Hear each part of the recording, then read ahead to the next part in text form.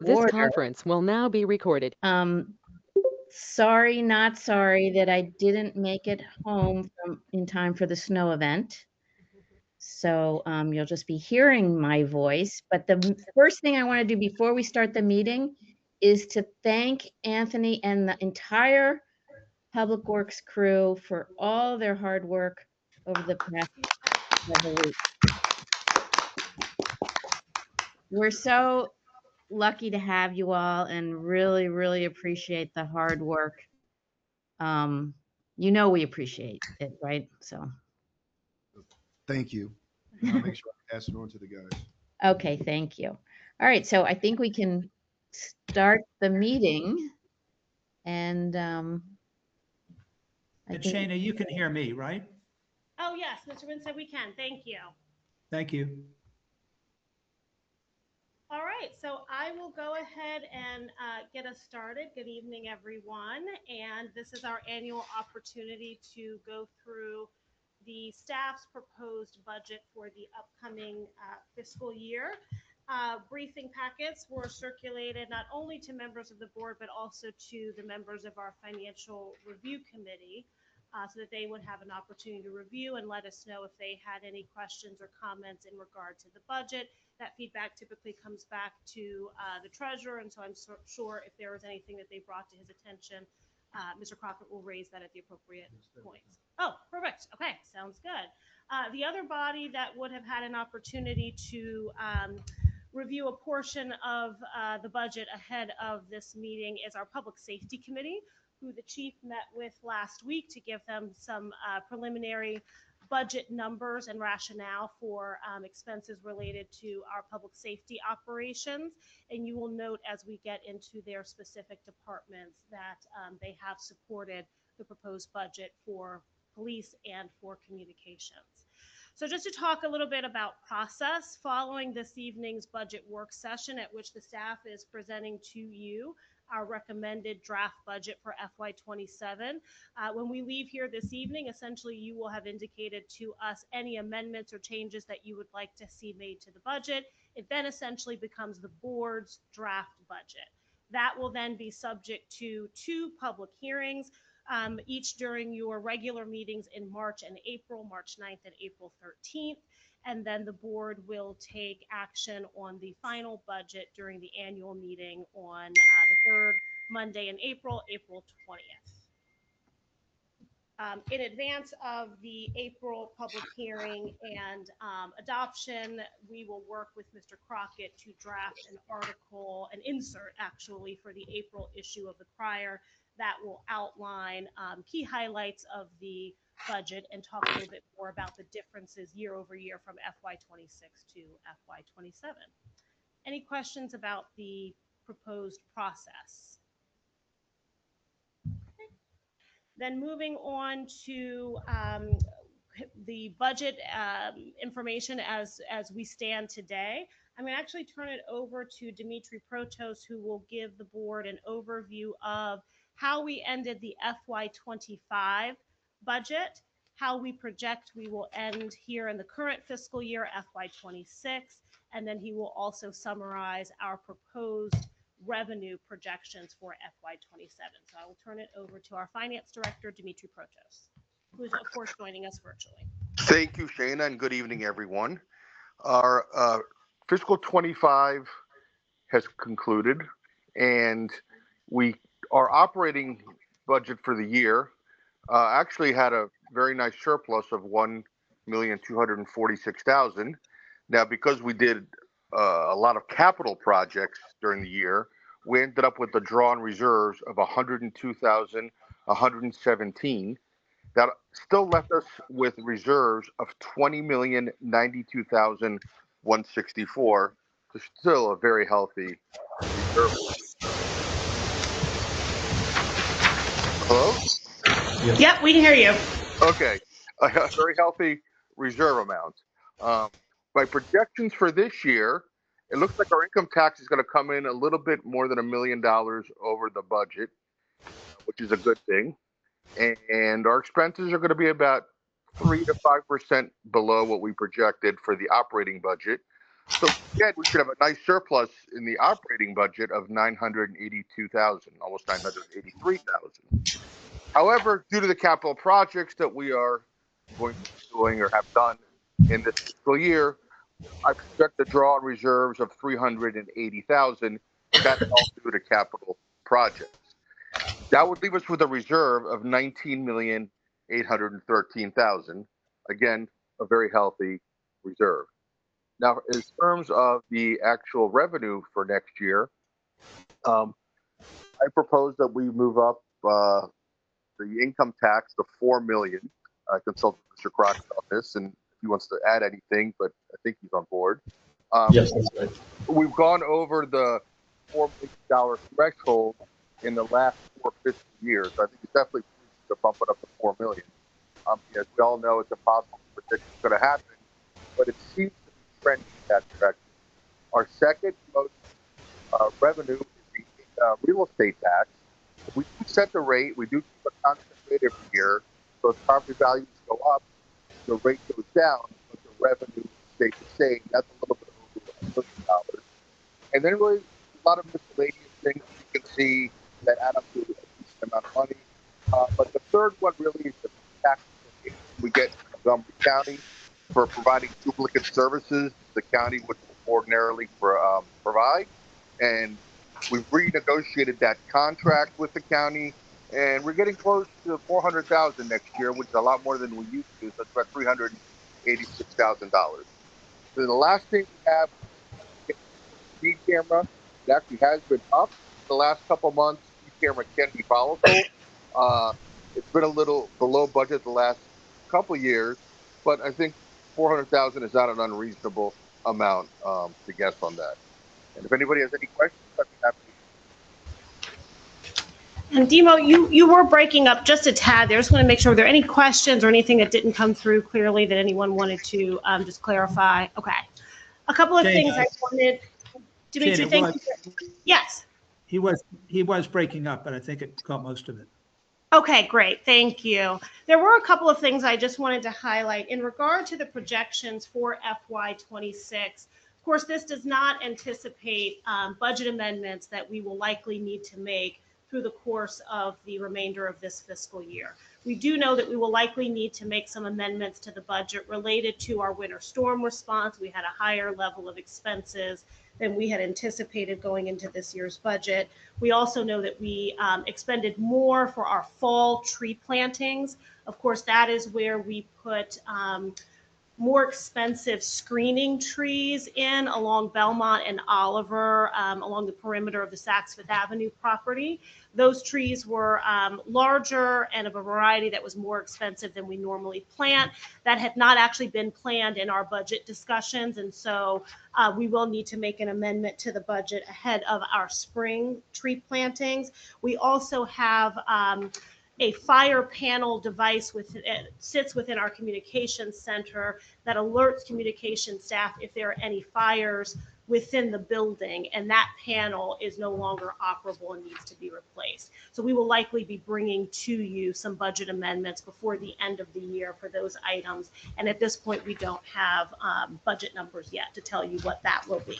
So the FY26 projections truly are projections as of what we know today, but do not anticipate further amendments that we may need to make. There are a couple of things I also just wanted to reference for the revenue. As Dimitri mentioned, he did consult with Mr. Crockett in regard to the income tax, and we have proposed to raise that. Still probably a conservative estimate, but better aligned with what our experience has been in recent years. Also just wanted to note on the property tax, for the personal property tax rate, we are recommending continuing to hold that at 0.66 of 100.66 per $100 of assessed value.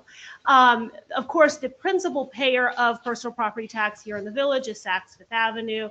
We're all, of course, very well aware of the current state of affairs with Saks and their global operations.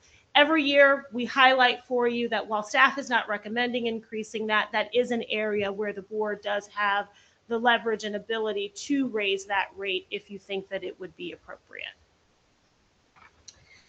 The next thing I wanted to highlight, and I'm glad that Mr. Winstead was able to join us by phone this evening. We've received a request from Montgomery Municipal Cable, which is the PEG channel, the Public Education Government channel, that operates for the collection of municipalities that don't operate their own channel here within Montgomery County. So the big three municipalities, Rockville, Gaithersburg, Tacoma Park, all operate their own PEG channel. The remaining municipalities, including all of us here in the Chevy Chase area, Laytonsville, Poolsville, et cetera, all participate in the Montgomery Municipal Cable channel. The way that that works is a portion of the fee that our residents pay as a part of their cable service bill gets paid over to Montgomery County, and then a portion of that gets remitted over to MMC for their capital expenses. There are currently 3 different cable franchise agreements that operate within Montgomery County. They are with Comcast, Verizon, and Star Power. They are all expired, and they are all structured differently. They are all expired. However, we are continuing to operate under the terms of the expired agreements. The reason for that is that we anticipate that should we try to renegotiate the terms of an agreement in the current market where so many customers are cutting the cord, as they call it, we likely will see an agreement that is not as favorable to the municipalities as the one that we are operating, as the ones that we are operating under today.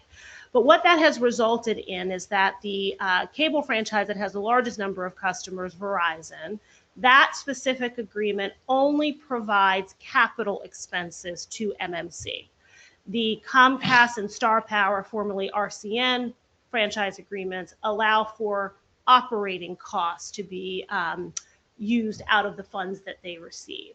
That means that MMC has somewhat of a lopsided account balance and that they have a very large balance on their books for capital, but are in need of more money for operating. They've identified a shortfall for their current fiscal year, which does run the calendar year, so for calendar year 2027, and they have put out a request to all of the municipalities to please revert over the franchise fees that we receive directly from the county, which for us projected in FY27 would be $25,000, directly over to the channel to help sustain them in their operations. We, as a larger municipality with a larger number of cable subscribers, would be asked to pay a much larger share than some of the other municipalities. Again, for us, it's about $25,000. I was speaking with the manager for Section 5. I believe their share is somewhere closer to only $3,000. So it is proportionate to the size and therefore number of subscribers that each municipality has. I did get some data just today from Montgomery County in regard to our subscribers. And from 2023, first quarter of 2023 through the end of 2025, the village saw a reduction of 85 subscribers here in our community of only 720 homes. As of the last quarter in 2025, there were only 405 households within the village who currently had a cable subscription. Which was surprising to me as well, very surprising. There is an ebb and flow to these numbers. They do see some seasonality. They actually mentioned that they anticipate, for instance, for the first quarter here of 2026, there may be a temporary increase as some people may have resubscribed to cable for access to the Olympics and things like that, but then would cut the cord again and not maintain that service for the rest of the year. But overall, there is a continued decline that is being seen. It may ebb and flow within the course of the calendar year, but certainly it is going downward. I did ask the station manager at MMC if she believes that this trend will continue. I know that many of the streaming services have been increasing their costs. And there are several people who had cut the cord who have decided to go back to being a classic cable subscriber. And while they anticipate that there may be a few people that do that, they do not believe that we will see restoration of cable subscription to the levels that it was in the late 90s and early 2000s. So the question before the board this evening is twofold. Number one, there is a question of, do you want to remit any of the franchise fees that we received for FY26 over to the channel? And then do you want to remit all or a part of the franchise fees that we anticipate receiving in FY27 to the channel? Montgomery County's Cable and Broadband Office is looking into, at my request, whether or not that money could be directly reassigned. Right now, the county pays that money to us, whether that money could be directly reassigned from the county directly to the channel, or if the monies would have to come to us and then we would have to remit them over to the channel. The former would be the better option. That way we would not have to 1099 MMC. We aren't involved. We've just given the county permission to remit our franchise fees over directly to the channel. But certainly, worst case scenario, we may have to receive the funds and then pay them over to the channel at whatever level the board feels is appropriate. The other benefit of the county remitting, if you all decide to go with all of our franchise fees, the benefit would be that as those fees ebb and flow, it would just be a clear reassignment, as opposed to us needing to do an audit of what we receive before processing it over as payment to MMC. The other thing that I would just note is that part of the reason that municipalities receive the franchise fees, and the whole reason that there is a franchise agreement in place, is that it is to compensate the municipalities for the cable companies' for-profit use of our public rights of way. So they have put their cable lines within the village's public right of way for their profit use. And so those fees are envisioned as a means of offsetting our maintenance, care, and operation of the public right of way. So if we were to remit all of the fees over, well, we could certainly assess that we could afford to do that. That is part of what those monies are premised on, is that they are a reimbursement to the municipalities for our maintenance and operation of the rights of way. I would also just note that historically, we have not maximized our use of MMC services. We certainly did maximize our use of their support when it came to the capital expenditure to stand us up for being able to host these virtual live stream of our meetings. And so they were very helpful in getting us set up with this setup. All of the equipment that you see for the live stream were actually purchased through those capital funds that MMC has banked over the years from village subscribers. So the TV, the computer, the camera were all parts of the expenses that they paid for, and they provided the operational expertise to help get us set up. They've also helped to troubleshoot various different connections and technical issues that we've had over the last few years that we've been doing these streaming meetings. But many other municipalities lean on MMC to provide a far more robust support and coverage for them, including, for instance, the town of Kensington, town of Chevy Chase, actually have MMC staff come to their meetings and staff up their live stream and recordings of their meetings. They also provide support for various different municipal events that we host, such as candidate forums and other things. They will do the live stream and take care of all of that support. There's no direct cost to the municipalities for that work, because essentially we've already paid for that through the franchise fees.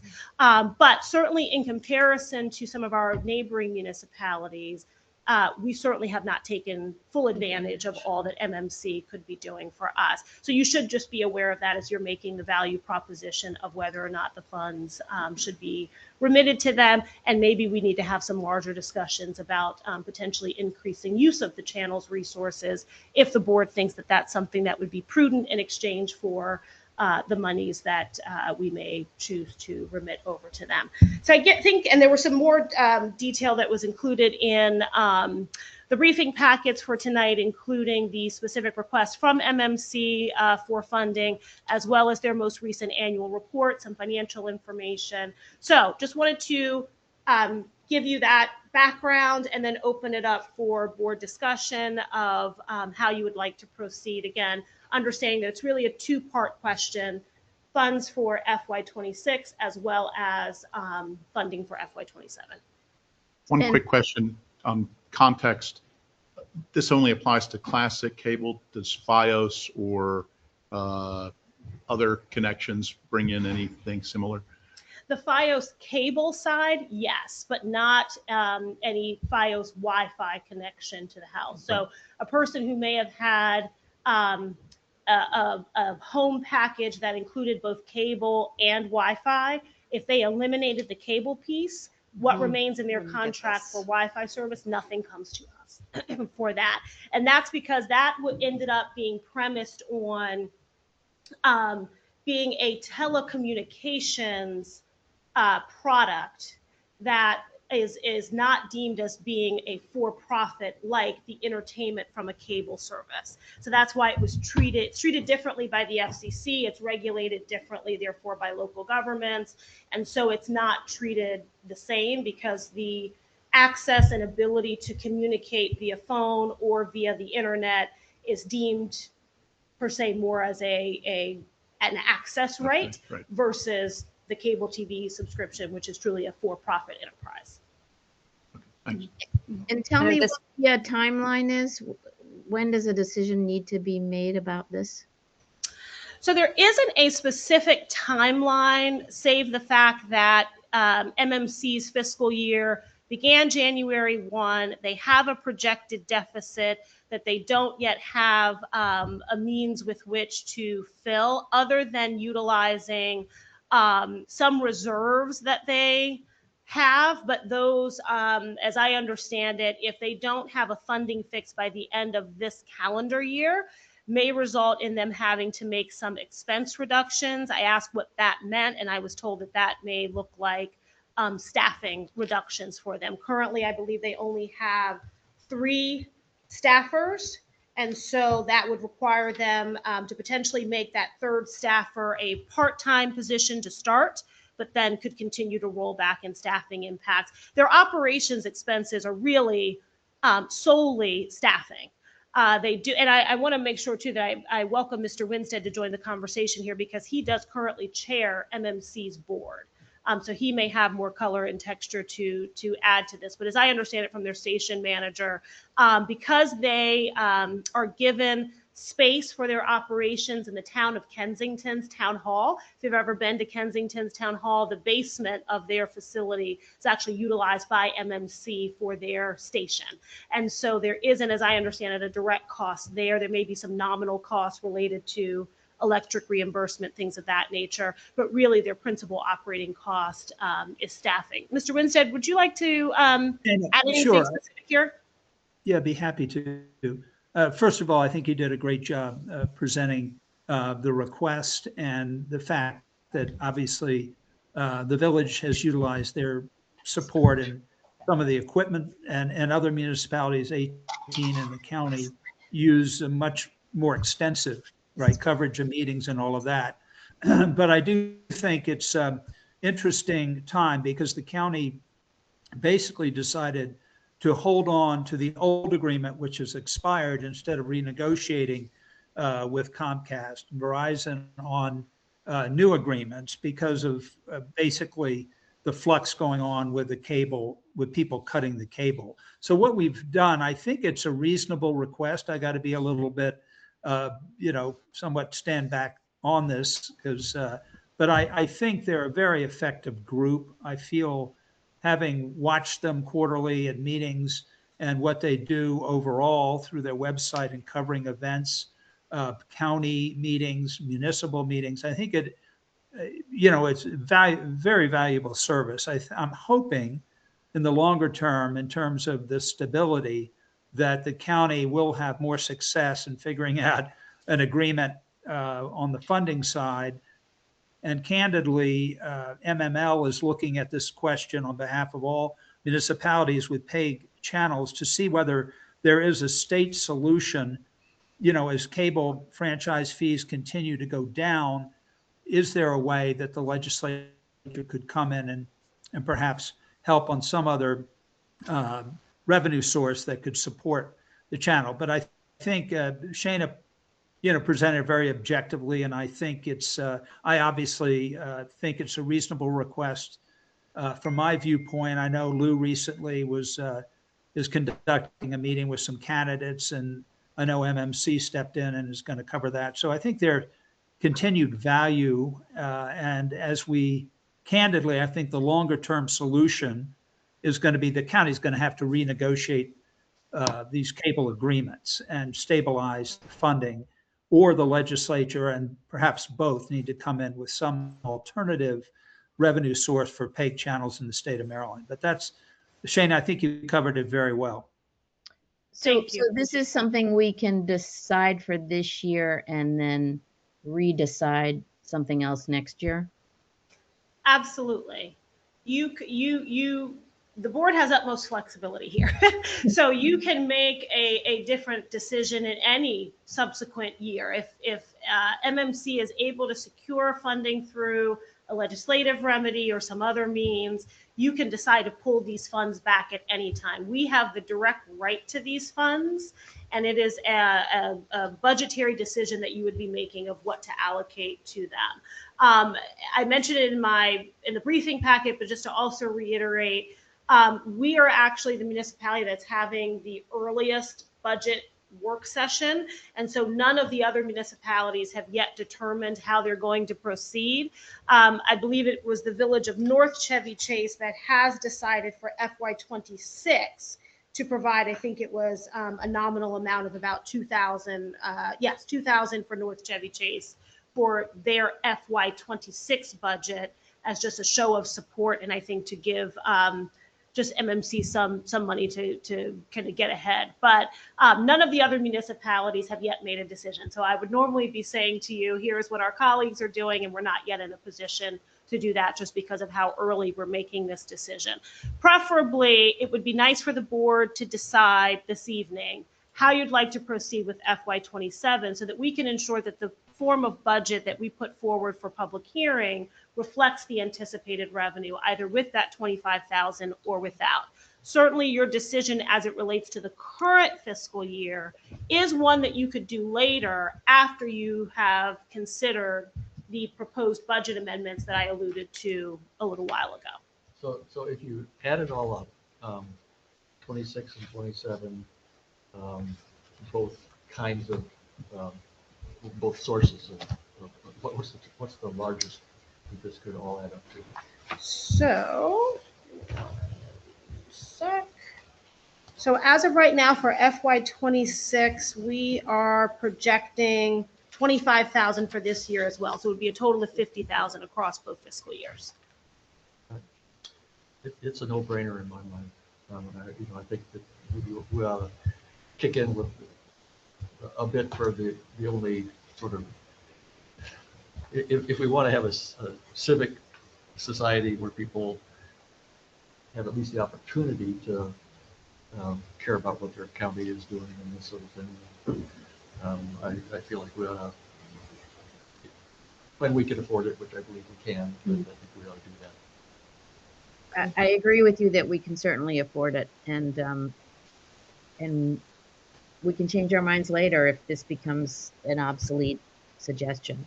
But for now, it seems like, to me, also a no-brainer. Okay.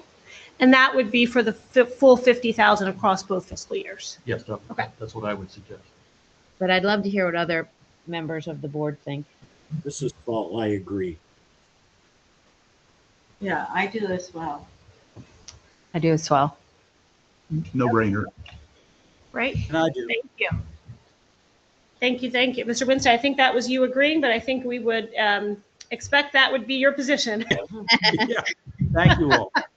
Great. Thank you all very much. I will relay that back to the station manager, and we'll include that in the budget amendment language that we bring to you for FY26, and we'll amend the budget documents when they get posted for the public hearing to zero out that line item for our anticipated revenues.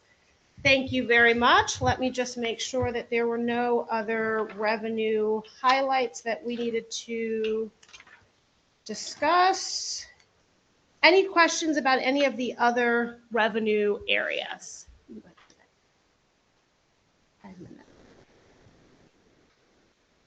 All right, hearing none, I just wanted to reiterate that for the current draft of the budget, absent the decision that was just made, the current operating budget does show a projected draw on reserves of just over 280,000.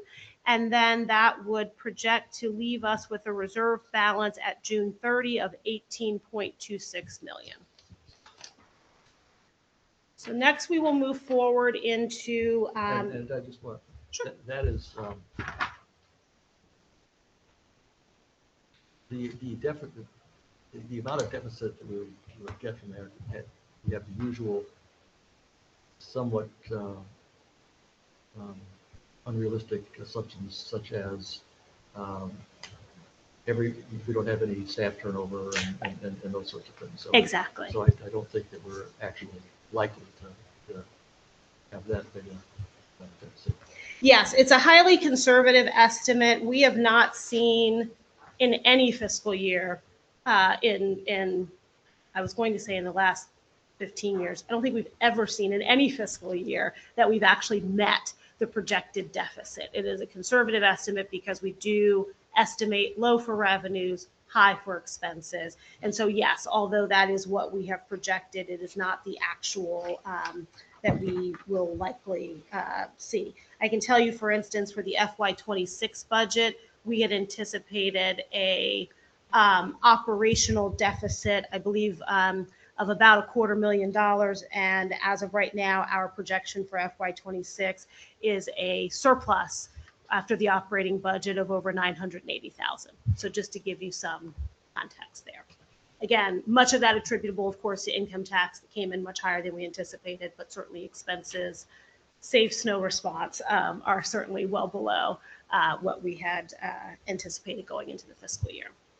Okay, so as we can go ahead to the next slide, as we move into looking at the expense side of the FY27 budget, this is just a screenshot of the full budget summary. You'll see as we go through the budget documents, we'll get into each of these categories in a little bit more detail. One of the things that we've added the last few years has been this gray band along the right, which just shows you a quick snapshot comparison to the prior approved budget fiscal year. So just so that you can see how things are ebbing and flowing. Go ahead to the next slide.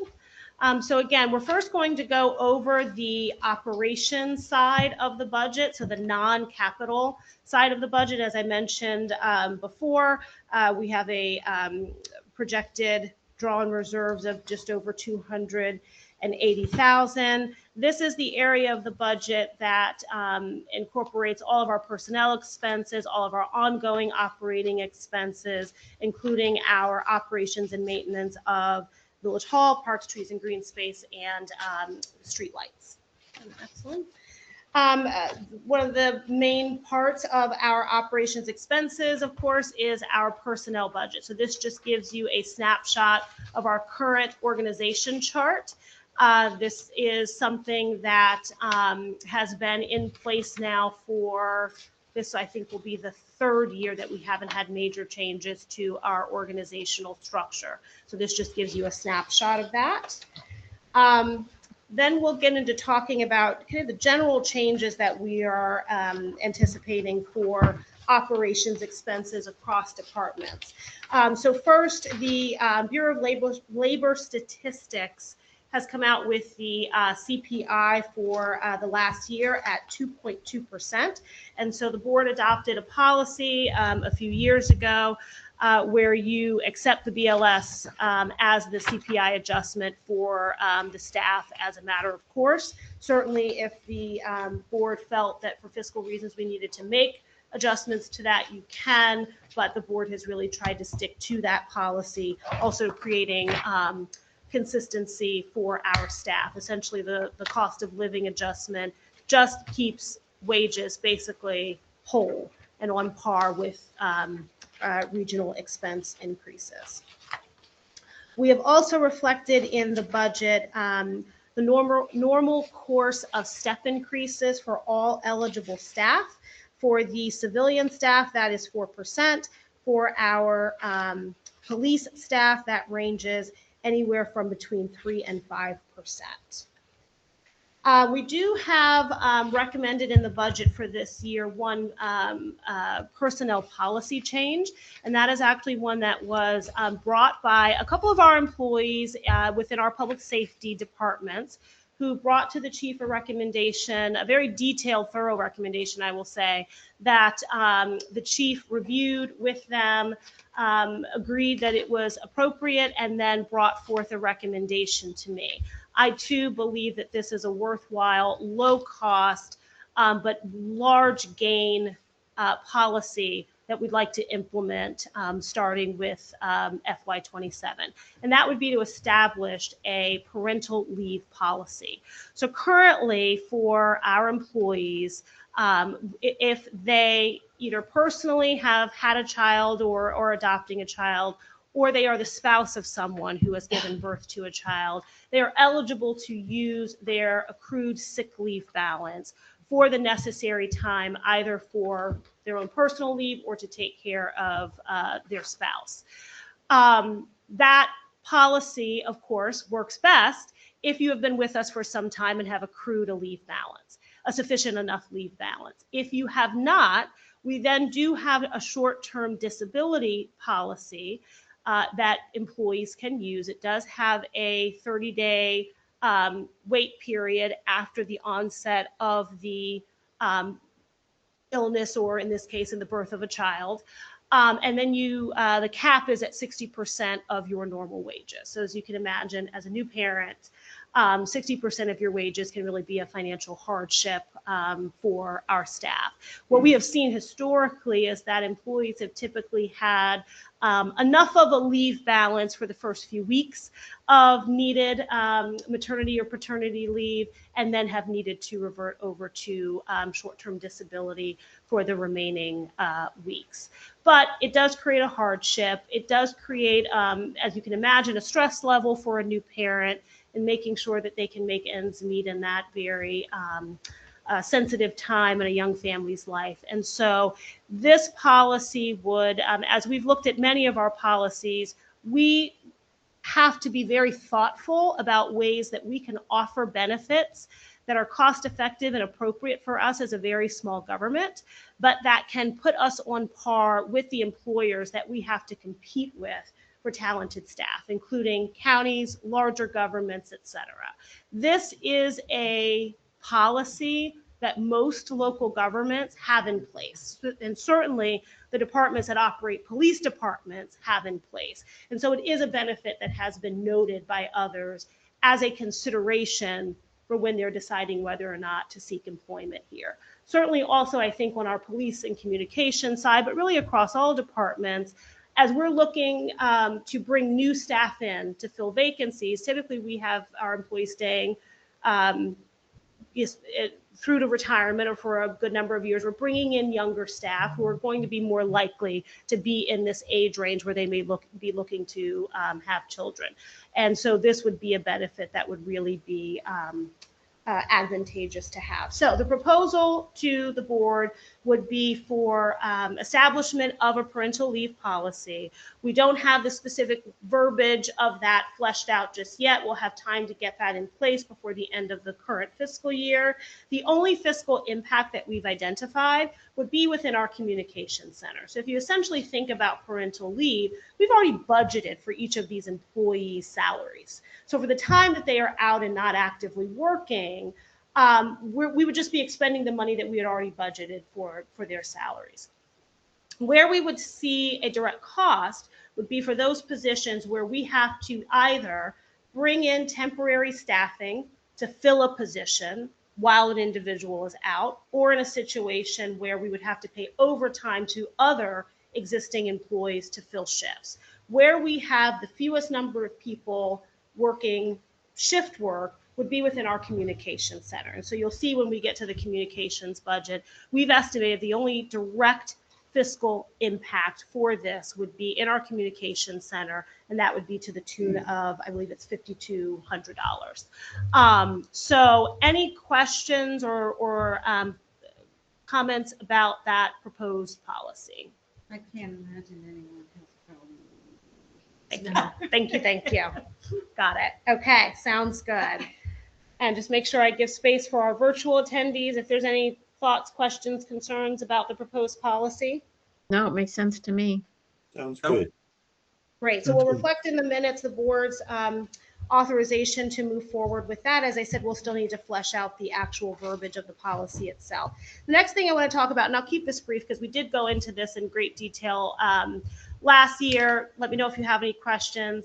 We have now come up to the point at which the state program entitled Family and Medical Leave Insurance Act, or the Family Act, will be taking effect.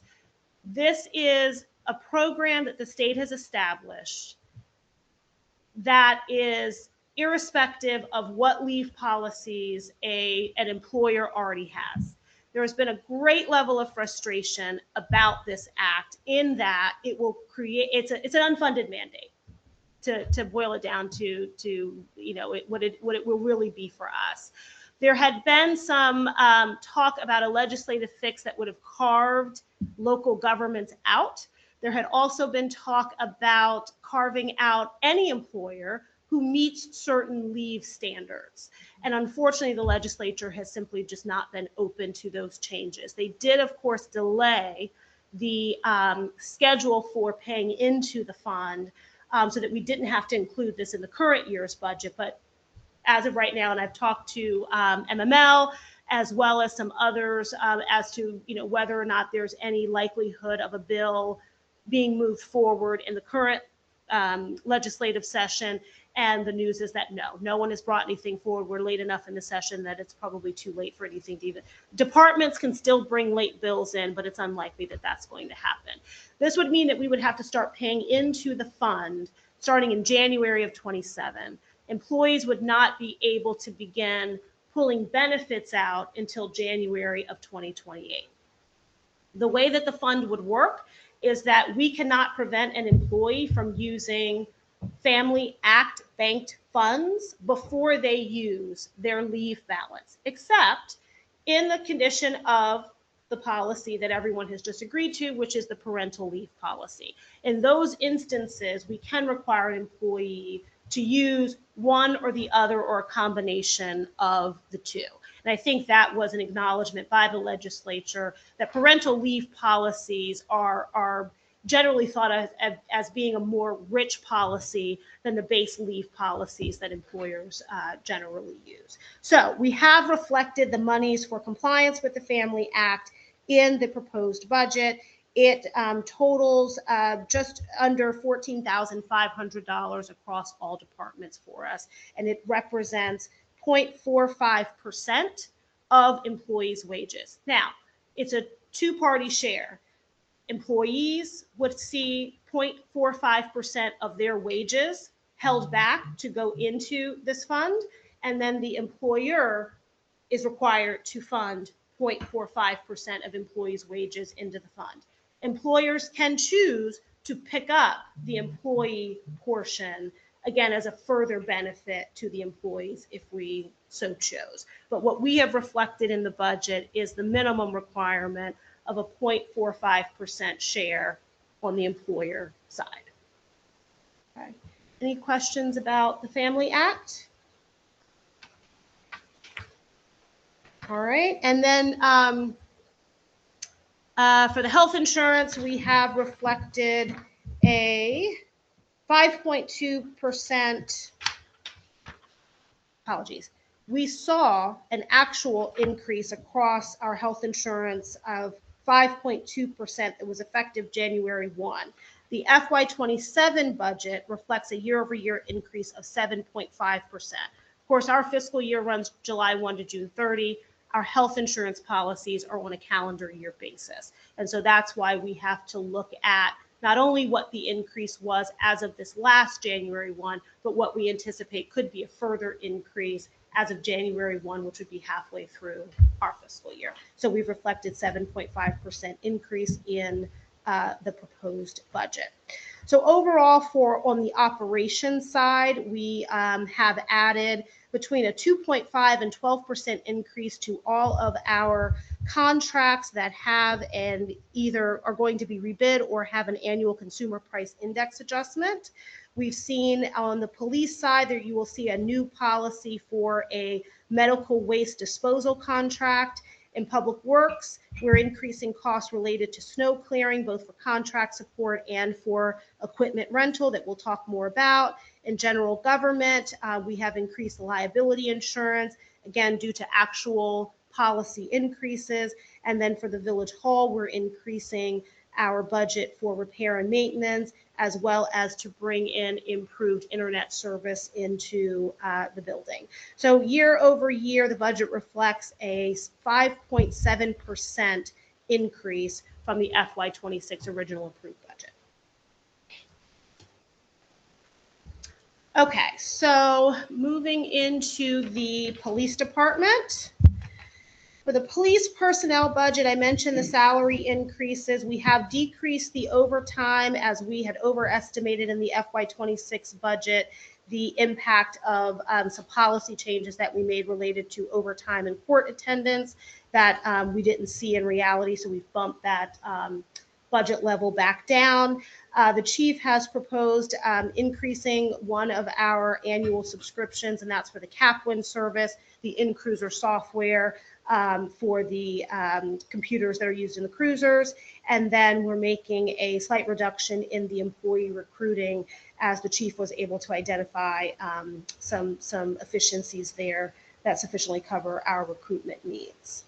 On the operations side, the chief has proposed on-duty cell phones. Currently, all of our officers are using their personal cell phones when they're on duty.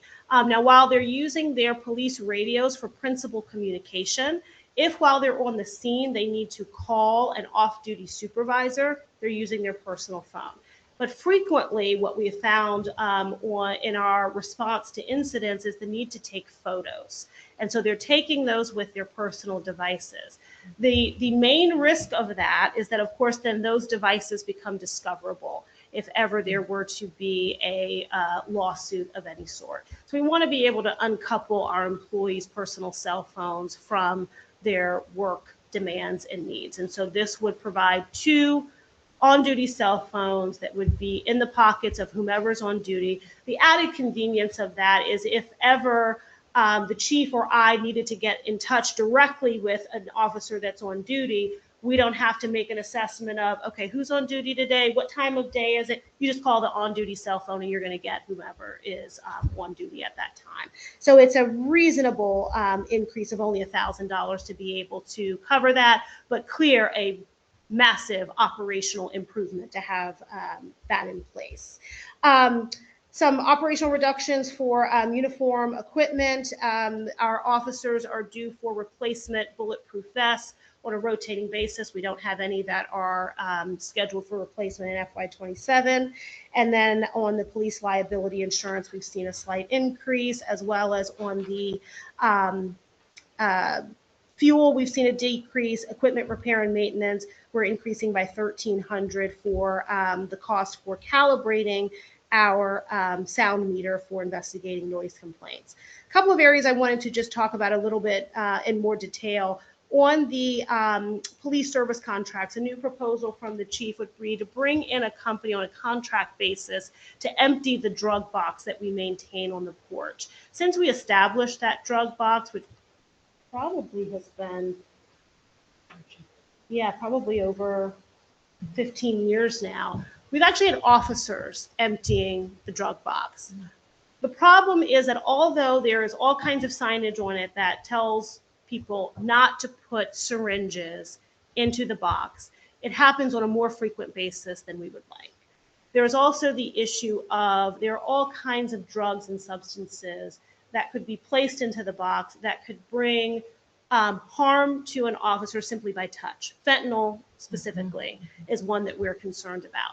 So this would be a risk reduction, as I'd like to term it, a risk reduction policy to bring in a contractor to empty that box for us so that we are not having to have our personnel take care of that. The cost would only be $3,600 for the year to cover that. Chief, anything you want to add about that contract? No, I think you covered it well. Thank you. The only thing I will add is. I was going to say, I'm trying to get a drink of water. I'll dance while you drink your water. I'd like to stress that both the drug box and the paternity leave policy generated from inside the department. Right? This is not me with my big brain sitting at a desk. This is the officers and the employees seeing the need and feeling comfortable enough to come forward with well thought out plans for our decision making. So I think that's a very good sign. Yeah, absolutely. Agreed. Thank you. Also just wanted to note that for the Safe Speed program, which is reflected in the budget as service contracts, contractor processing, we have held the budget level at the same as FY 2026. We are continuing in our discussions with them.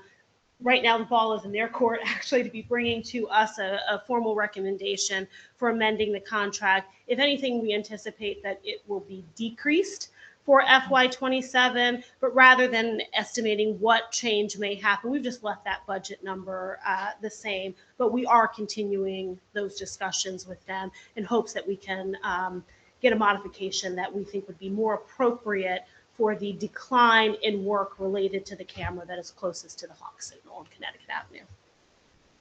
Any questions regarding the police budget? And of course, Chief, anything you want to add overall about the police budget? Okay. Any questions? Okay. Moving on to the communications budget. The biggest thing I can say here is, again, that parental leave policy is reflected really as the biggest change on the personnel side. Certainly this department is also subject to higher overtime costs because of the way that their schedule functions, which I've outlined in my report, and there are no proposed changes on the operations side.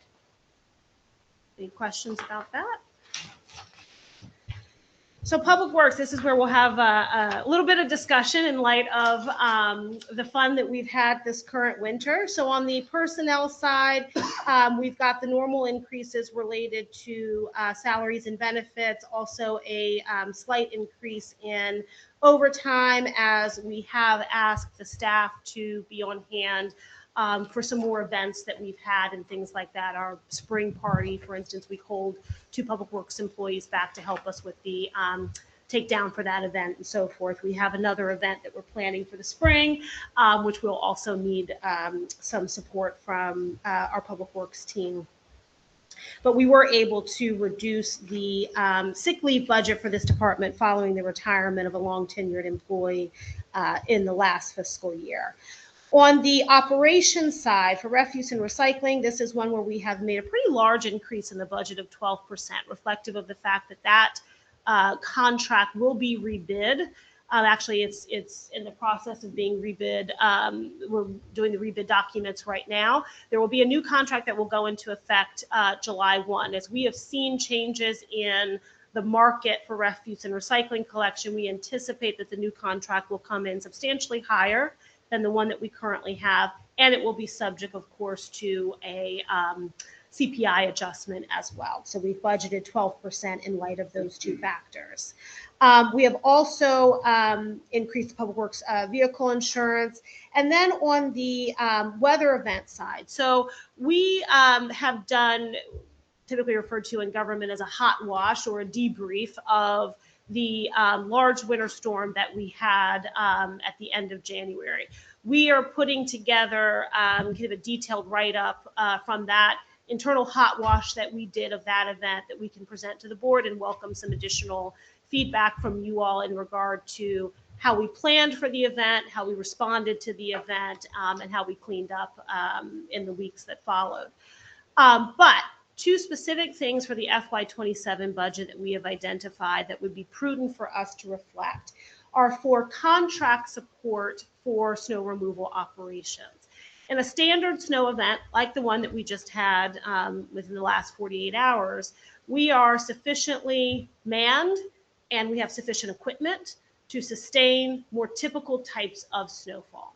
But certainly where there are unique storms like what we received at the end of January, where you have a high volume of ice combined with the snow, or if we were to see an event happen where we may have staff, a higher amount of staff absences than we had in this last storm. We had 2 staff out for the January storm.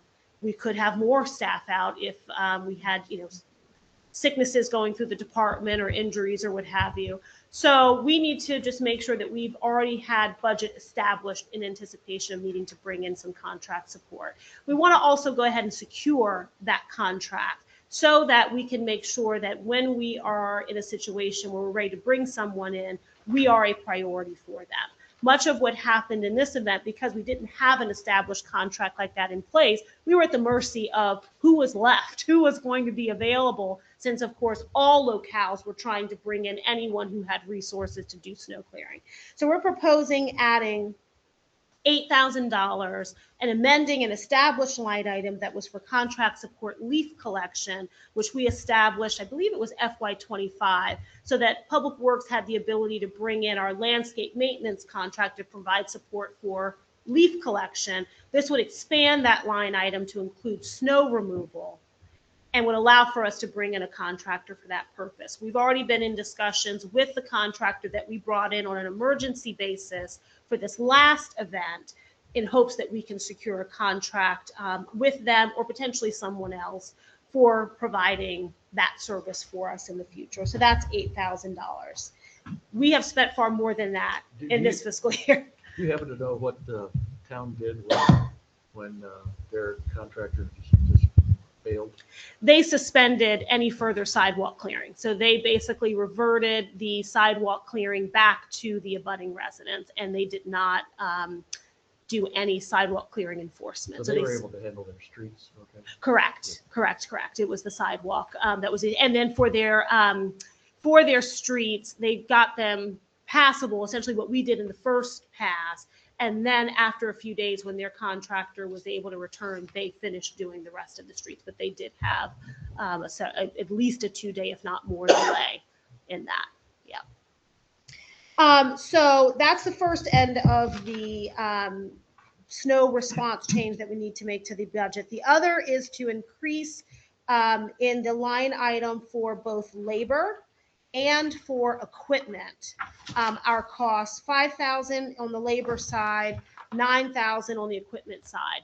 One of the things that we did bring in for this event was an additional staffer, a temp, for the event because, as I noted, we were down 2 of our full-time Public Works employees who both unfortunately had to be out for planned surgeries, and so were not here with us for the event. So we brought in a temp who was able to provide us with a lot of help, but we don't authorize our temps to use mechanized equipment other than snow blowers or to drive any of our vehicles. So it was essentially the equivalent of a half of a person because we didn't have someone who could go out a plow truck. We didn't have someone who could use a tractor, things of that nature. But having that additional support was absolutely helpful. So we want to increase the line item for labor reflective of that. On the equipment side, it was also helpful for the Public Works Department to be able to rent bobcats to be able to help further move the accumulated snow and ice. And so even, if we had had more standard snow but had a higher volume, bobcats would still be helpful. One of the things that we learned with this particular type of snowcrete is that if you imagine a plow on the front of a pickup truck, it is designed to have give to it, meaning that if a plow didn't have give, it would damage the truck. If you hit, for instance, a curb at full speed, you would damage the truck if that plow did not have some give to it. What happened with the snowcrete is because it was so high and so rigid, when our plows would try to open up the roadway, they were hitting these banks of the snowcrete, and the plow was just giving and going right over top. So it was constantly just going over top of the snow and ice as opposed to scraping it along the roadway surface. The only thing that was able to manage that is a bobcat, because it is a slow moving device with a metal bucket. It's designed to give you more of that leverage on a hard packed snow that you can't get with a snow plow. So that's why there were several streets that we weren't able to widen up until much later in the event once we got the bobcats, because the plows could just no longer manage it once it got really hard and compacted. So the ability to rent additional equipment is something that we want to add. We are not proposing to purchase this equipment because we just don't have the frequency of these events to warrant purchasing, and we don't have the space to store it. Even if we had the space, even if we thought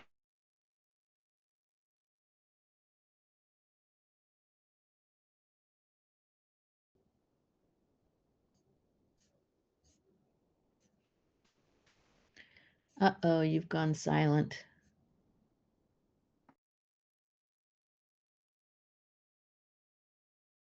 so we're already insured for the operations Still that doesn't we make do, sense. but it just does not make sense for us to do that. So And did you find it easy to find bobcats to rent? at the point in the aftermath that we did, yes, but I'll let you speak to that. Yeah, we, to get in touch with our normal contract that we get our equipment from, it was easy for them to get them to us. We were about 3 or 4 days after the initial ending of the event, and they were able to get one from Gaithersburg and one from the Silver Spring area to us within 48 hours of me giving them a call. But if we wanted to use them immediately, when we found out how bad the snow was, we'd have been out of luck for. We would have been, but this is also something that during our debriefing that we discussed, that if we have enough of a weather forecast that we can determine what's going to come in, we can call an order and get them ahead of time so we don't run into the situation of having to wait for other people. Mm-hmm. One of the things that we also discussed, and again, we'll talk more about this when we fully brief the board and on the storm, is that we also identified it would be helpful to have a very small, discrete shed up near where the buffer and Western Grove Park meet. Currently, our village hall serves as our central supply location. We're responsible, of course, for the buffer, as well as Western Grove Park and various other sidewalk sections across the village.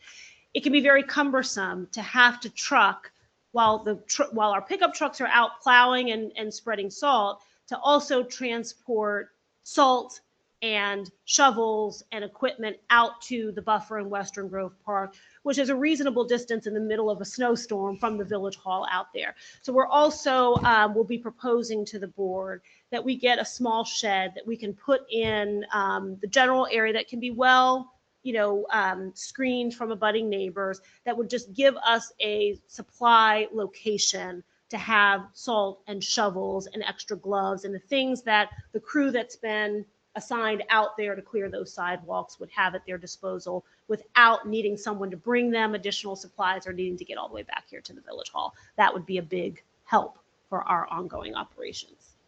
But again, we'll talk more about that when we do a more thorough debrief with you. Anthony, anything that you would like to add about your departmental budget?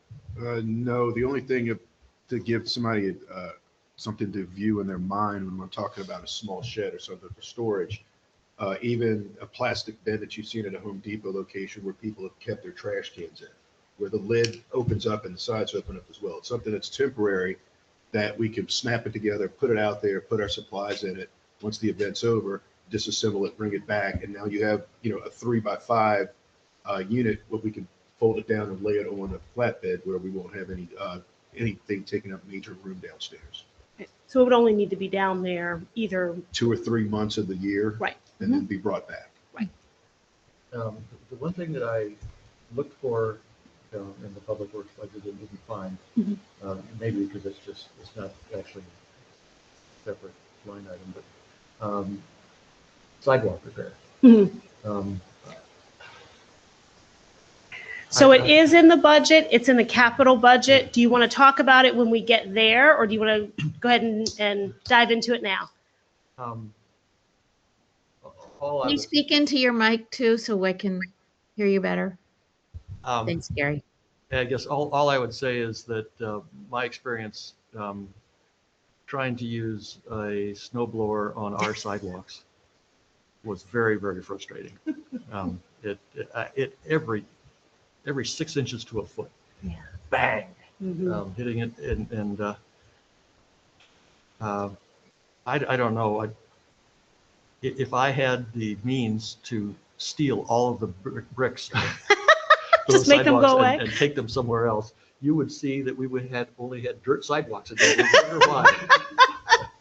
Yeah, so number one, we hear you. We acknowledge that concern. You're right, the expense is not reflected within the Public Works operations budget. It's actually reflected in the capital budget because maintenance of the sidewalks is an ongoing capital expense. You will see, and we'll talk a little bit more when we get there, we have proposed increasing our sidewalk maintenance budget so that we can bring in additional contract support because it's just at a point now where the sidewalks have been in place long enough. Trees are growing and expanding fast enough that it's more than Public Works can reasonably manage. I would think So, so. yeah. But one of the things that we did also talk about in the hot wash that we did for the snow event is that doing an assessment of the sidewalks before the winter months is really important so that we can identify where there are areas where residents will not be able to reasonably go along with, be it a snow blower or even a shovel, without hitting lifted bricks. And so what that will look like for us will likely be either making a list of locations that need attention that either our public works and contractor will try to address before we get into the winter months, or it may look like there may be some areas where we may put cones out for locations that we can't immediately get to, so at least residents are forewarned, hey, there's a lifted brick here, be careful as you come along, that kind of thing. Another thing that Jackie is going to be looking into is that some jurisdictions have begun investing in technology that allows them to identify where there are sidewalk hazards. Now, where I have seen this used has been for concrete sidewalks. So I don't know where the technology lies when it comes to using it for brick sidewalks. I don't know if because each individual brick can constitute its own trip hazard, if that's And too most much, of them do. right? If that's too much of a concentrated pattern that this type of technology may not be able to utilize. But when I was at the ICMA conference last summer, they were showcasing that some technology, and they were talking about how they had utilized it in Tampa, but it's a network of concrete sidewalks with, large concrete pads. So something that we're looking into. We do field assessments where staff literally walk up and down the sidewalks identifying trip hazards. That is what led us to bring to you earlier this fiscal year the recommendation to amend the budget to have a contractor come in because the volume that was identified we knew was more than Public Works was going to be able to tackle. We also tried to get that done before the snow for this very reason. And unfortunately, they were able to get to literally the entire list except for one block before the snow came. So, we made good progress, but that was on the east side of the village. But yes, it is an area where we have talked about ways that we can increase sidewalk maintenance. You'll see where we're proposing some increases in that budget, but also looking at some technology to help us get a better handle on where areas need to be fixed. Okay, so any questions for Anthony in regard to the Public Works operations budget? Not, we'll move on to general government.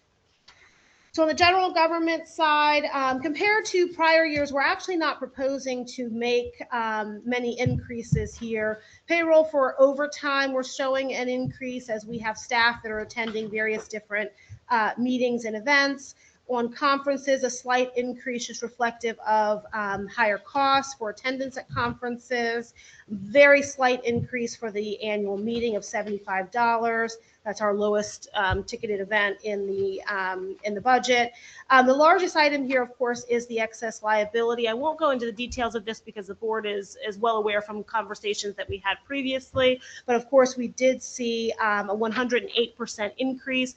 in the current year's policy premium. So in anticipation that we'll see further increases, we have increased the budget at 20% over the FY26 actuals. And then, and so that represents a just under $75,000 increase for that line item. And then for data backup has become increasingly important for local governments as they have been the victims of ransomware attacks. And so we have a secure backup system that we use, but as we are creating more data, we have had to increase our contract for that program. But this is a really critically important part of our governmental operations. We do need to increase that by $12,500, reflective of the additional data that we are having backed up. That is really the only highlights on the general government side. I would note also on the professional services side, we have proposed to hold the professional services budget at $120,000. That category is what we charge, of course, the zoning attorney, our general counsel, our consulting engineers, any other experts that the board may decide need to be brought in for various different things get charged to that category. We've continued to remain below budget, even though we've utilized that line item more through the use of engineers and the zoning attorney. I would just note that I have been having some conversations with our general counsel about diverting the current task that we do in-house of drafting the board's hearing decisions back over to the attorney. So historically, the village's municipal attorney drafted all of our hearing decisions. Back about 15 or so years ago, as we were looking at the expenses that we were paying for legal services, really reflective of a legal case that the village had been involved in, having to do with one of our residents, the board asked us to make an assessment of some of the functions that we could take off of the attorney's plate and bring in for staff to do. One of the things that we decided to do was to bring the staff reports and hearing decisions in-house for staff to do the drafting of those documents. And so that's the process that certainly that you all have operated under, where you've seen that we've done those functions. The problem is increasingly some of our hearing decisions have become more complex and have really needed a lot of time to be dedicated by our in-house staff. There's probably not the wisest use of staff time. So because these decisions really are legal documents, and although ultimately they've always been ultimately reviewed by village council before they've been presented to the board, it really would be a more appropriate use of staff time to have the attorney take on the drafting of hearing decisions, specifically for those more complex decisions where they may be more nuanced and creating more of a diversion from standard precedent, where it makes sense that we don't really have an established template that staff can use, and it would be better to divert that task over to the attorney to do. Even with that policy change, I do not anticipate needing to make any adjustments to the FY27 budget, but I wanted the board to be aware that that is a policy practice that I would like to revert back to what we did previously as being a better use, I think, of everyone's time. And I have discussed that with Sue Ellen, and she agrees it would be a better use of her time to draft rather than to be in the review position for the hearing decisions. Any questions about the general government or professional services budgets? Okay. So then we will move into the category of the budget that we affectionately call FF&I, the Facilities, Fleet, and Infrastructure, which of course includes the Village Hall, our parks, trees, and green spaces, and streetlight programs. On the Village Hall side, our beloved building needs a lot of repair and maintenance. This is an historic building. It has been added on to various times over the years, and inevitably we find surprises every year of various different things that need our attention. As you all are very well aware, and I apologize, in my memo in your packets, I left a blank space for where I needed to fill in the cost of what the water leaks have cost us over the last 2 fiscal years. We're currently at just over $45,000. that cost will increase as we are still waiting for final invoices on the leak that was found in our house check mail room that they are still finishing up painting and so forth in that room. So that project will probably come in at this point well in excess of $50,000 when it's all said and done. So we want to just make sure that the budget rightly reflects what has been our trend of expenses over the years. We had been budgeting $5,000 for Village Hall repair and maintenance. We're increasing it to $10,000. We're increasing it by $10,000 to $15,000 to better reflect and have the monies that we need for repair and maintenance issues as they arise. We also have another leak that has just been identified in the reception area that we're going to need to have addressed as well. Also increasing the cost for the line item that's referenced as finishes and public. That is the line item that we use to replace or maintain things like the tables, the chairs that we use here in the hall, if we have a light fixture that goes out, those kinds of things. And again, those things are aging and needing more replacement. A refrigerator that we use to store perishables that are collected on house checks died on us and had to be replaced. So just things like that. That's what the finishes and public line item is used for. So we're recommending an increase of $2,000 to bring that to $6,500. I also mentioned at the beginning that one of the changes in this category is to increase our internet access here in the building. As I'm sure if any of you have tried to get onto a cellular device while in this building, and I'm sure even some of the audio connection issues that we had earlier here are attributable to the fact that we really don't have good cell service here. And with all credit to Tino Da Silva, our in-house IT guy, he has done all he can to kind of cobble together a system utilizing what we currently have in place. And ultimately, he has recommended that we just get a modem service that we bring into the hall. That would help the staff as they increasingly have to use cellular devices in the building for their work purposes. Frequently, Jackie is communicating with contractors by text, or Aurelio is getting calls from residents on his code enforcement phone. So it would be important for us to have that both on the staff side as well as for the public's use. When people are coming into the building now for events and meetings, they are frequently using cellular devices to reference websites, documents, information. People who rent the hall may be using devices to get cellular access to Dropbox files or things like that for presentations and so forth, and we just have not had reliable service for them to use. So this is, again, I think a common sense addition to the budget to make sure that we are technologically at the level that we need to be. Any questions about the Village Hall budget? I'll move on to the Parks, Trees, and Green Space. Landscape Maintenance Service, again, is one of the contracts that has a CPI adjustment reflected. We've noted that at 3.5%. On the tree program side, we are again seeing our expenses are exceeding where we have been in the budget. For our planting program, again, we want to increase that by 2,500. This would allow us to, again, plant more trees each year, as well as being more selective about some of the species that we plant in areas where we want to achieve greater screening or things of that nature. So we're increasing the budget reflective of that. On the routine pruning side, we have just found that in our efforts to be more aggressive with pruning, and as the aggressive planting side has resulted in more trees that need to be pruned, we've been exceeding our allocated budget. So we're recommending an increase of $15,000 to bring that to a $100,000 budget level.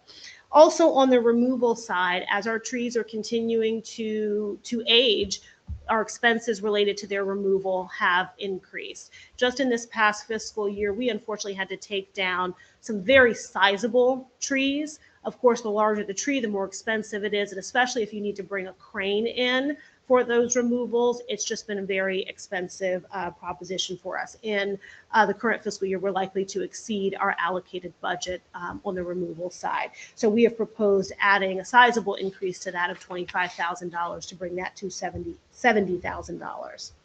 I also just want to note, although there are no changes reflected in the budget for the reforestation program line item, we've held that at $7,000. That is the line item for the current program where we reimburse residents for trees that they have planted on private property that meet a certain threshold, and it's a matching program. There has been some discussion about a proposal that may come to you later this year that would expand that program to a full funding program for planting trees on private property. Because the board has not yet received that proposal or had any discussions, we've held the budget line item at $7,000. But even at $7,000, should you move forward with that program, that would equal about 30 trees per year, which I think would be a pretty good start to that program. So I don't anticipate that we'll even need to amend the budget for that, but just wanted to note that we are aware that those discussions are happening behind the scenes, that there's likely a proposal that will be made to you at some point this year, but we think this is a sufficient budget amount even to absorb that proposed program. Any questions about the parks, trees, and green space areas? All right. Is capital budget next? Yeah, so next we're going to move But into. If I could ask one Sure. question, which is might be more of a general governmental question, about the possible use or access of artificial intelligence tools by the staff and by the team. Just wondering if there's access to tools right now, and should the staff start to get access to such tools? And that might be a bigger question than could be answered in one night, but just didn't know what the current thinking was, what you might be hearing from other municipalities. Yes. I've been at conferences over the last few months, and the topic on everybody's mind, and you see it in the mainstream press, of course, is the impact of AI, generally with a positive spin on it, and just thinking about the productivity enhancements that folks are getting in the private sector, just making sure that we could be seeing those same enhancements at the village. Yeah, so thank you. I'm glad you brought that up, because I do think that it is a relevant area as we are looking to make sure that we're just working as efficiently as we possibly can. We have not yet established a formal policy in regard to AI use, principally because we have not yet identified the various different areas where it could really be of use for our day-to-day operations. So as it has also been talked about in a lot of the recent articles, government has been the slowest to embrace AI technology. And partly that's because of the security concerns, because a lot of the information that we're dealing with, especially in a community like ours, a lot of the information is private, confidential, and you have to be careful about how much you're putting onto at least those open AI type platforms. And even on the technology side for the software programs that are catered to specific municipalities, a lot of them have functionality that well exceed what we need and what we do here. So I did speak to various different vendors at the ICMA conference that I attended last year, for instance, and many of them are very expensive and have functionality that just is not practical for our size government. I am hopeful that as government continues to embrace AI, and as these companies get a better foothold and come more on board, that there will be offshoots that are better catered toward more smaller government operations, where the costs can better align with what we need and what we do.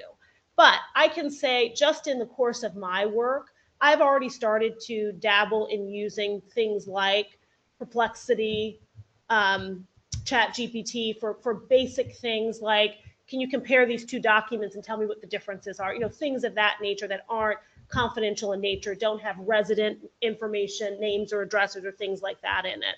But yes, it has been a slow burn. There's nothing in the budget currently where we're formally looking at anything. It is something certainly that has been on my horizons for somewhere we need to get to, but I haven't yet identified any particular software products that I think would be a good fit for what we do. One of the things that, and I'll just add one more thing as we get into the capital budget, one of the things that you will see is that we're proposing a redo of the village website. And I do know that some municipalities have brought in AI functionality into their websites to help create better search functionality or data assessments based upon the files and information that municipalities have on their websites, things of that nature. And so that is a likely component of the revisions to our website, but not yet something that we have any dollars or formal plan for incorporating into the budget for internal operations. Sorry. I had thought of something just recently, and I mentioned it to you and Dimitri, but you had this to worry about. But our accounting system has been a disaster, and it has only, my understanding is it's only been a disaster in the reporting side of it. That Dimitri is able to keep the books on the, but when it came time for the audit and this sort of thing, just wasn't able to even after 2 or 3 years get them to do it. And it occurs to me that we might be able to basically write our own reports with Claude Code or something like that, and have and not have to go through the pain of finding a whole new accounting system. Mm-hmm. Absolutely. So I do think that there are probably functions out there and things that we can do, identifying how much of those require formal programs that we need to purchase or software that we would need to be paying for. I don't think we're quite there yet, but we certainly have identified pain point areas. This particular thing, if we did it at all, I mean, you'd be looking at $200 a month for a Claude Code thing. Okay. It's just a trivial amount of money. Got it. And that would be confidential as well. I mean, it would be in a protected or proprietary environment, so it's not being put out for training purposes for models. Right. I don't think so. I have not yet sat down with Dimitri and figured out how our accounting system is structured in terms of whether there's anything that's on somebody else's premises that we're communicating with and all that. But because I think at relatively low cost, you can get access to tools that are secure and confidential, so that you have to pay for them. That's not the free version ever. But in this particular case, I don't even think it's a security issue, because it's our budgets and so forth are public information anyway. Yeah. Agreed.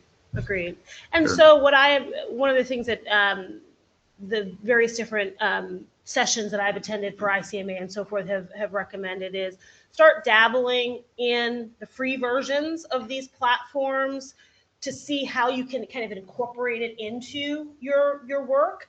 And then you have a better framework for identifying then what are solutions that it makes sense to go to secure options to pay for, where you may have information that would otherwise need to be kept secure. So I think we're generally in that place right now, but definitely an area where I think as time goes by, we're going to lean into more and more. Yeah. Chief, did you have any thoughts about AI as it relates to police functions? Again, maybe data gathering for statistical purposes, not for anything that's personal related. A lot of things we write about in our police reports, while they're public documents, are often redacted for personal information, dates of birth, things like that. So we would have very limited use. I could see possibly cleaning up a document, cleaning up a narrative of some sort of that. But again, a lot of what we do, the sensitive things are redacted, even if it's a public document. Right. Got it. Thank you. Any more questions in that regard? So again, this is just what's up on the screen is just a summary of the operations budget. So you can see all the various different categories that we just worked through. So the proposed operating budget is $6,991,861. No one can say we're not specific. So now we will move over into the capital budget. The capital budget is recommended to be $1,541,000. And I will turn it over to Jackie, who will go through a brief summary of the proposed capital equipment purchases and projects. Okay. So in your books is my memo to the board about the capital improvements program covering FY 2027 to FY 2032. And basically, I'm going to go over them in the order that they were listed at the page before this. So the first thing we'll go over is the public works vehicles. And I'm going to turn that over to Anthony so he can talk to you about that. But we have budgeted $78,000 for FY27 for the purchase of a truck. And then over the 6-year, we're expecting $213,000. As far as our, our vehicles go, what Jackie's talking about is a replacement of one of our current pickup trucks, which is also filled with a plow and a new spreader that we would need. The other piece of equipment that we're looking at purchasing is a new leaf vac. This past year, as you know, we usually operate with 2 leaf vacs. The second oldest unit actually died on us during preparation for leaf season. So we kind of knew what we were getting into right at the start. So this one is looking at approximately $94,000 for the tow behind unit as the other one has reached the end of its life. And I think it was actually on the books that way at the same time. So. Right. I'll just mention for the leaf vac in the current draft of the budget, we've noted it at 90,000. We've gotten some information just in the time since the briefing packets went out to you that the expense is actually going to be 94,000. So we're going to be amending this line item before it comes to you for the public hearing in March.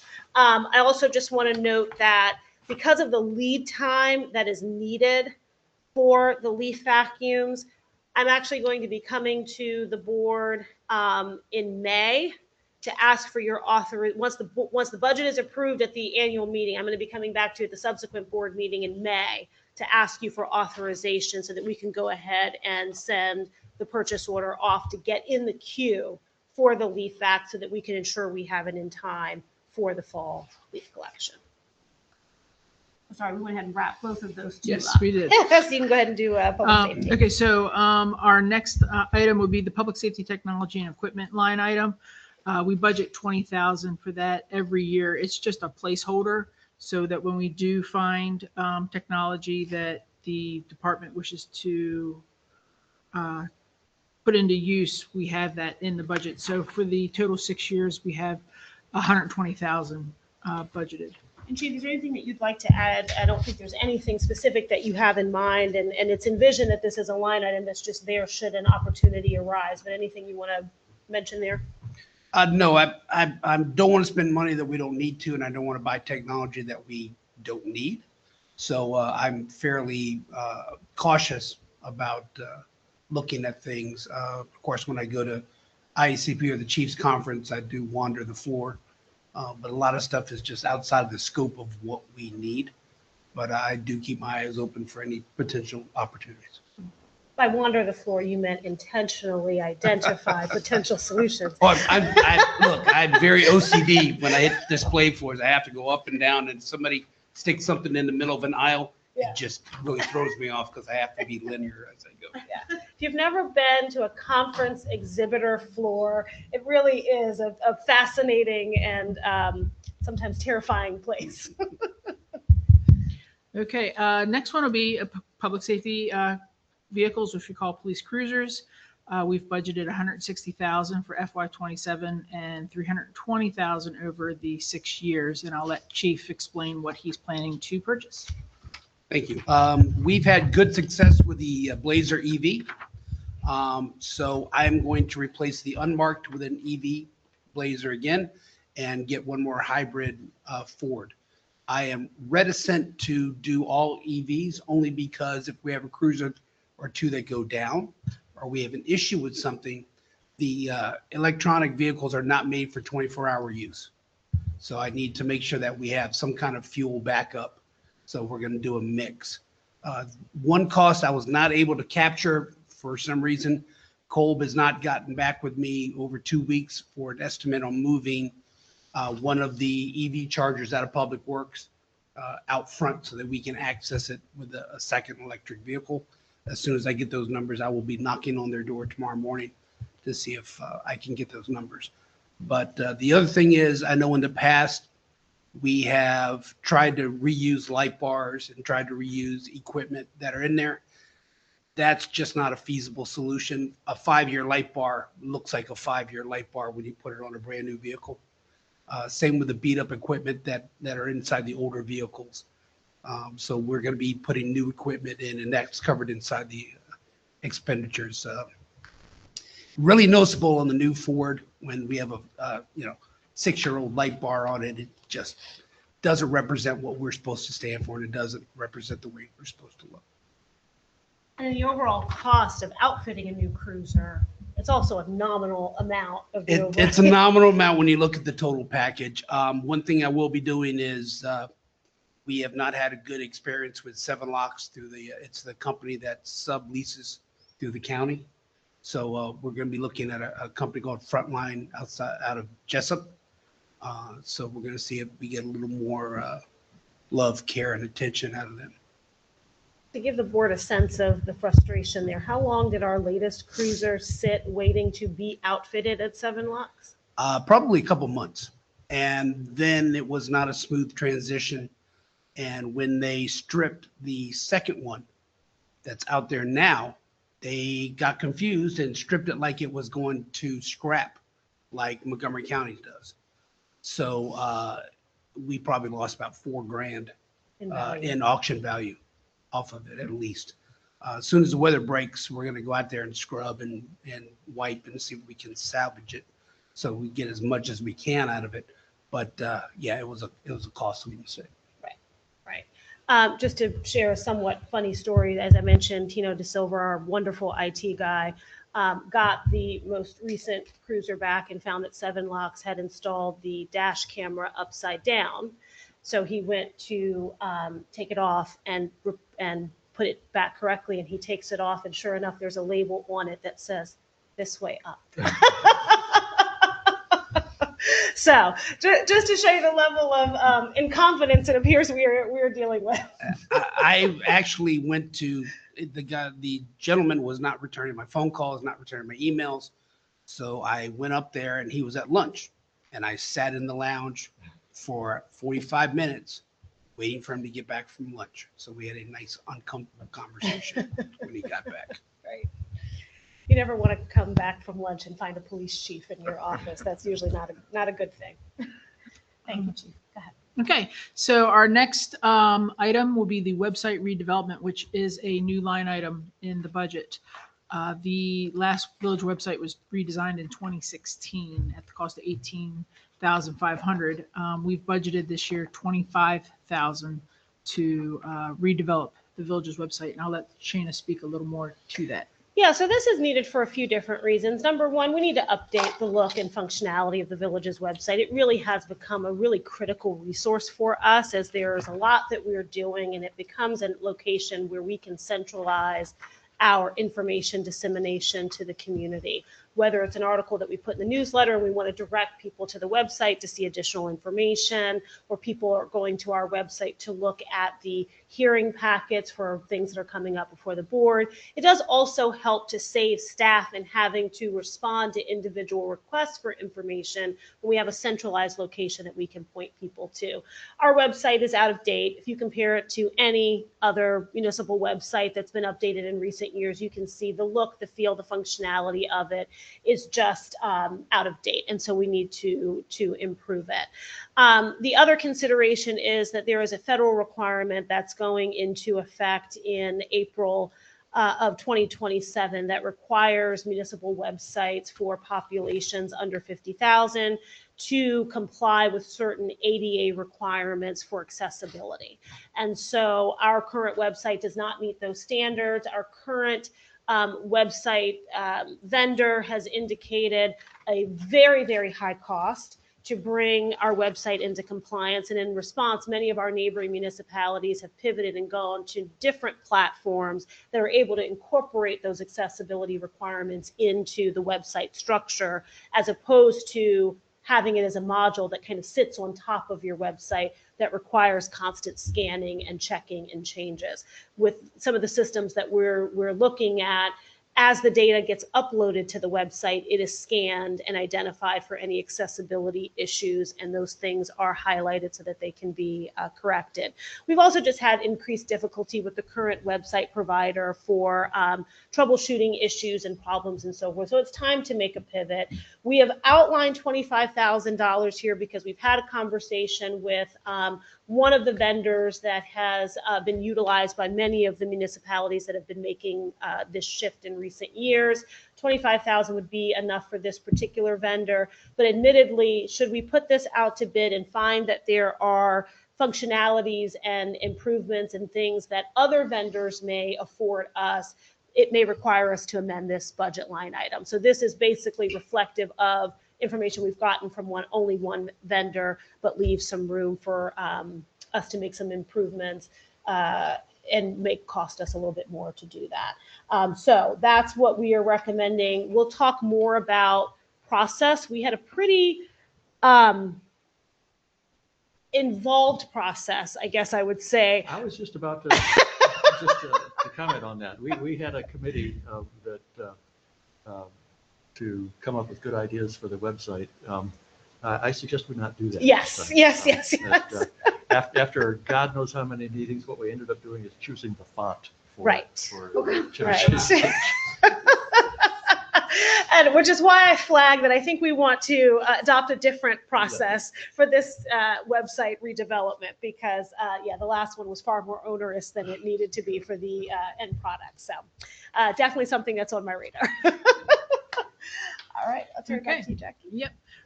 Next, we'll talk about the Belmont Avenue Extended Buffer Drainage Project. For 2027, we're allowing $900,000 for a total 6 year of $900,000. The initial concept design of the project has been approved by the Parks and Green Spaces and the board, and we've passed it on to Bayland, who is our independent engineer for reviewing the work that was done for completeness and accuracy. And that work is supposed to be done by this spring, 2026. And any amendments will be made by the engineer of record. We hope to have the design completely finalized so that we can prepare it for construction bids, so we can go forward with construction and completion within FY2027. Any questions about that? Okay, so now we're on to the sidewalk maintenance line item. So in FY27, we're going to allow $48,000 with a total of 6 year of $122,000. So within that, the sidewalk along Brookville Road, it's been scheduled to be resealed in the gravel lock in FY27 due to the higher use by pedestrians. And then in FY28, we plan to redo the Brookville Road Park in the gravel lock. We did increase the annual repair cost to $10,000 a year going forward to basically reflect the increased maintenance that we're having to do throughout the village. As an example, the east side repairs that we've had done by Capital Hardscapes. And I would also just note, of course, when we outline sidewalk maintenance costs, really the cost is on the labor side for the contractor, because the sidewalks are on blue stone dust, as you all know. So there really isn't a material cost unless we need to refresh the blue stone dust. That doesn't always happen. Most of the time, we're actually just pulling the bricks up, re-leveling, resetting, and putting the same bricks back. But again, this increase in cost really is envisioned to capture contract support for improving the amount of sidewalks that we can maintain in a given fiscal year. Anything? Oh, go ahead. I don't know that this wouldn't affect the budget at all, or maybe even operations at all, but it's been my observation that the bricks along that form the edge, the edging, they are disproportionately trip hazards. Yes. Yes. I don't know if there's a way to just get rid of those things and put some other sort of, or even nothing. Not on a stone dust base. So they are there's a black plastic frame that holds that in. that then is what keeps the internal bricks from basically just falling off. As you have more and more pressure, everything would just fall away. So you do need some type of border there. We can certainly, if you can make a note, we can talk to Capital Hardscapes to see if we can do just kind of a village-wide resetting maybe of those borders, in hopes that that will help the overall sidewalks and kind of staying more intact. But you're right, in a lot of the locations, that is where we start to see the sidewalks deteriorating and becoming a trip hazard. And typically that's because they're on their edge. So as the tree roots grow, that's the first thing to pop up and to shift. And so they're closest to the trees, and it's also the easiest thing to shift. But we can talk to Capital Hardscapes to see if maybe we can do a more comprehensive village-wide reassessment of those edges. So thank you. That's helpful. Okay. All right. So we're going to talk about street maintenance and repair program. So for FY27, we're allowing $85,000, and over a total of 6-year value is going to be $1,455,000. And the reason that will be is we've got increased roadway repairs, such as Primrose Street showed us that there are some things underneath that we don't know about. And then plus oil prices for asphalt has also gone up. We're also looking at in FY30 increasing the streets budget to $400,000 and beyond, because we're going to be having to do repaving because the streets are coming to the end of their useful life. Yes, the only thing I would add on the street maintenance, as Jackie identified, is we want to make sure, as we learned from Primrose Street, that ahead of doing even repair work on village streets, we've made a thorough assessment of the base to the extent that we can. You don't fully know what's under the surface until you pull it up. But there is technology and testing and things that can be done to do assessments of the base to see the conditions that you have. Generally, what our engineer has recommended are on streets where you're seeing consistent deterioration down a particular block, as we saw on Primrose Street. That may be indicative that there are greater issues happening below the surface. And so therefore that needs to go into our planning of any repaving work or repairs that we may be making. So that's part of the additional exploratory work that we want to make sure we've adequately budgeted for. And then as Jackie noted, we are reaching the end of the useful lives of streets that were replaced following major utility work that was done by WSSC and Washington Gas in the early 2000s. And so we're budgeting that we're going to need to start programmatically planning out for more comprehensive roadway replacement. Correct, because our last full repaving was in 2011. Okay. Any questions or anything? Okay. The next item would be streetlight upgrades. And what we've done is we've moved, because we didn't do streetlight purchases or anything in FY26, we've moved that to FY27. And did you want to speak on that? I will just note that related, but somewhat of an aside from the budget itself, the bill HB 950 that the village submitted written testimony in support of a legislative fix to ensure that we have a clear, reliable, cost-effective path to owning our streetlight networks, had a hearing today before the House committee. There was not much discussion by the committee members. There were 2 delegates who asked some questions of the speakers. One of the speakers was Sue Ellen Ferguson, who spoke on behalf of the Coalition of Municipalities. There was also a council member from Section 3 who spoke, as well as former delegate Al Carr. There were general informational questions that were posed, but it seemingly had the support of the 2 delegates who spoke. And a lot of times in these delegation hearings, a lack of question means that it's not controversial and that hopefully it has support. It was noted on the record that this is a bill that passed the House in 2023, that it is essentially looking to better secure the intent of the 2007 legislation that authorized municipalities to own their streetlight networks. So I think the groundwork was laid pretty clearly that there really should not be any objection to this bill and it should move through. We did not have a Senate bill filed, so provided the House bill is approved at the committee level, goes to the House floor and is approved, it can then cross over to the Senate side without a companion Senate bill. So it can still move its way through the legislative process. The crossover deadline is March 23rd. So we will be working, of course, behind the scenes to make sure that it has a successful vote at the committee level, successful vote before the full House, so they can then cross over to the Senate side. So optimistic that that will move forward. Clearly, that's not going to allow us to purchase the streetlights here within FY26, which is why we're proposing moving those funds to next year. Okay, and then the final project I'm going to speak on is the stormwater management project. We've only allotted 10,000 for this year, and over the 6 years, it'd be 60,000. The major cost reduction is due to completing the Primrose Street stormwater runoff remediation project.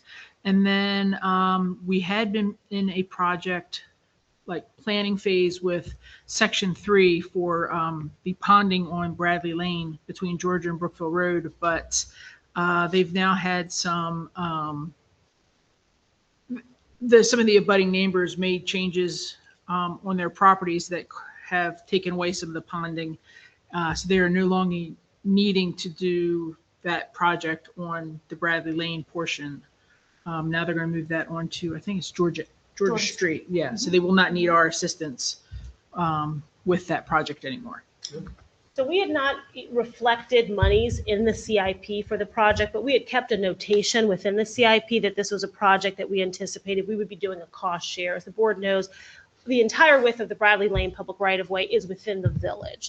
And so although the project was being designed by Section 3, and they were bearing the cost of all the design, permitting, planning work, they were looking to us to do a cost share for the actual construction, anticipating that this was going to remedy stormwater management, stormwater runoff issues on Bradley Lane at Brookville Road. I had some discussions with Section 3's manager. We also put our engineer through CPJ together with Section 3's engineer, had them talk about the project. Those collective discussions, we identified that really the problems that we were trying to fix at that intersection had really kind of been self-remedied through actions taken by the abutting homeowners over the years and some other changes to the roadway. And ultimately, Section 3 agreed, and we determined that we did not need to move forward with the section within the Bradley Lane public right-of-way. Therefore, the village's cost share for the project was eliminated. There will still be a stormwater project employed by Section 3 within their right-of-way at the cross street of Georgia Street, but that will be a project that they bear solely on their own. So we will not need to plan for, anticipate, or reflect any monies in our budget for Bradley Lane. That's actually all I had. Okay. Perfect. So this, again, on the screen is just a summary of the capital projects budget. And as noted previously, between the operating and capital budget, we are anticipating a draw on reserves of $1,823,952. So we'll move to the next screen. This is an opportunity if there are any concluding comments or direction from the board of any other adjustments or things that you would like us to make to the budget. And we'll skip to the next screen, just a snapshot again of the full budget summary. This will ultimately be the document that gets approved by the board. Although we talk in the budget work session about the individual line items, ultimately what you're approving is this summary. And so we'll put that up and open up for any conversation, comments, questions, or further direction from the board. Thank you. This has been great. One of the things I checked AI about while you were talking is if it helps with small municipal government websites, and indeed it does. So great. There's a cost savings there potentially. Okay. Thank you. Thank you. Thank you. And I just want to thank you and everybody in this, all the staff in this room that put this together. Yeah. Thank you. Thank you. Wow. Appreciate that. Thank you. Thank you. Appreciate it. Well done. Thank you. My goal is always to just make sure that by the time we get to this part, there's nothing more to be asked or said. So I guess mission accomplished. So thank you very much. Appreciate that. And so now we are at Mr. Crockett's favorite screen. Oh, all right. Well, and I want you to know you're not going to have to change the budget for this because this is going to be free. I love it. I move to adjourn. Second. Second. Great. Thank you, everyone. Appreciate it. Thank you very much. Thank you very much. Thank you very much.